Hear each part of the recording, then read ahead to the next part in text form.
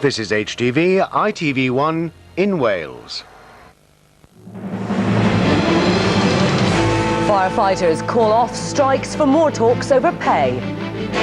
100 hostages die as Moscow's siege ends in a shootout. And after the gales, Britons brace for more stormy weather.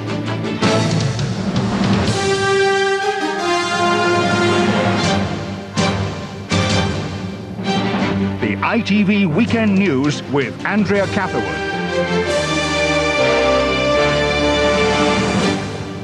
Good evening. Firefighters tonight dramatically called off the strike planned for next week. The union said it was to allow more time for talks on pay. Kevin Dunn is at a fire station. Kevin. Well, the first two 48-hour strikes were due to begin on Tuesday and on November the 2nd, but they were suddenly called off after a secret meeting of the Fire Brigade's union's executive.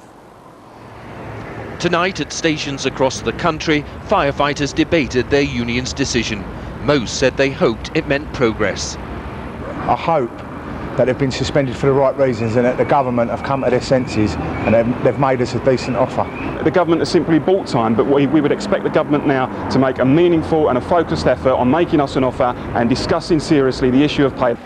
The strikes were suspended after the FBU's General Secretary, Andy Gilchrist, reported on progress made in talks yesterday and Thursday with the Deputy Prime Minister John Prescott. Mr. Prescott intervened as Army Green Goddesses were being mobilised to take over emergency fire cover from Tuesday. Tonight, Mr. Prescott said, "I am delighted the FBU has agreed to sit down with employers for talks on pay and modernisation. I hope that this can now lead to a final settlement of the dispute."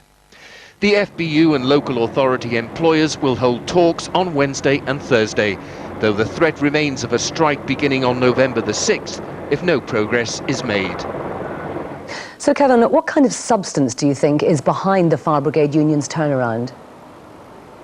Well, crucial to this development, I think, is the statement by John Prescott that the independent review of pay and practices is to be brought forward. Now, you'll recall the firefighters did not want to wait for that review to report only in mid-December. So there appears to have been crucial progress on the timing of that review, though it has to be said that we must assume that the two sides remain far apart on the issue of how big a pay rise the firefighters should get.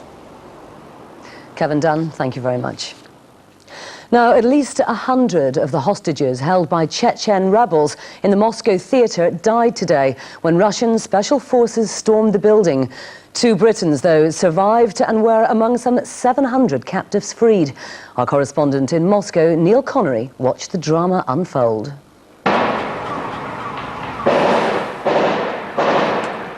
6 a.m. at the Moscow theatre siege and Russian special forces stormed the building. Inside, the Chechen separatists had just killed 2 captives. For the 700 hostages, this was to be the final and bloody act in a story of unimaginable terror. Explosives wired up by the armed gang were made safe. Sleeping gas had been pumped into the theatre to overpower the Chechens. The first hostages to emerge were dazed and traumatized as the rescue operation continued. After all the gunfire and explosion, a stream of ambulances are now arriving at the scene. The security forces appear to be tightening their grip around this theatre. 50 of the hostage takers were killed in the shootout, including their leader, Movsar Barayev. The Russian troops treated their bodies with contempt. 3 of the group were arrested and led away. The hostages were loaded onto buses, still suffering from the effects of the sleeping gas used by the troops. Russian television showed the scene inside the theatre, including the bombs and mines which the Chechens had threatened to detonate. Nearly 100 out of the 700 hostages trapped here were killed in the chaos of the rescue mission. 2 Britons, Sadiqa Lowe and her son Richard, escaped unharmed along with 73 other foreign nationals. All were taken to hospitals for checkups. But these have been dark days for Russia, and for now, this country, its capital, and most of those caught up in this drama can only feel relief. Neil Connery, ITV News, Moscow. Gale force winds and heavy rain are expected to batter most of Britain again tonight. Southern England and Wales will be worst hit. Gusts could reach 80 miles an hour. Damon Green reports. Listing dangerously, a cargo ship limps into port. Just one casualty of the gale force winds which have battered the south coast and are set to do yet more damage tonight. The Cypriot-registered Bothnia Stone had to dump 1,500 cubic metres of its timber cargo just to save itself from sinking before finding a safe anchorage at Torbay in Devon. Weather forecasters are blaming a deep depression sweeping in off the Atlantic. Storms will hit the south coast within hours. We'll see the winds picking up through this evening and through tonight, and then tomorrow we'll see strong west to southwesterly winds across southern parts of the country, England and Wales, gusting up to 70 or 80 miles per hour, even 90 miles per hour through places like the Bristol Channel, and that's enough to cause structural damage to some buildings. That could mean a repeat of the scenes which greeted residents of one Hampshire town yesterday when a tornado ripped through the quiet streets of Portsea, damaging over 100 homes. With some ferry services already cancelled in anticipation of the gales, weathermen are hoping the worst will have blown over by tomorrow. Damon Green, ITV News. Well, that's it from all the team here. Goodbye.